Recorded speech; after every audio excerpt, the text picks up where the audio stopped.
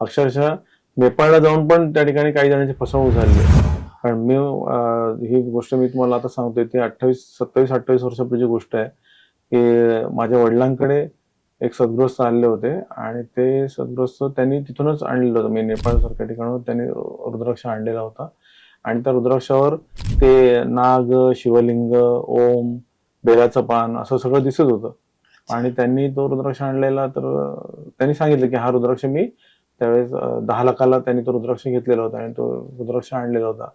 बाबांनी बघितलं आणि म्हणले की हा रुद्राक्ष काही खरं नाहीये, त्यामुळे तुमचे आता अर्थात ती श्रद्धा म्हणून आपलं तुम्ही ते घरी ठेवून घ्या, बाकी काय त्याच्यात हा रुद्राक्ष हे नाही. कारण का ते तर मग त्यांनी तो रुद्राक्ष आमच्याचकडे तो अर्पण केला की आम्ही फसलोय, पण याच्या पुढे पुढे पण 28 वर्षापूर्वी जर ते एक 10 लाखाला म्हणजे केवढं त्याची हो. किमतीने तो विकला गेलेला आहे असं. म्हणजे त्यामुळे कसं आहे की उगाचच तुमची कुठेतरी फसगत होण्यापेक्षा योग्य तज्ञ माणसाकडनं, व्यक्तीकडनं त्याची परख करून घेणं ते बेटर राहील.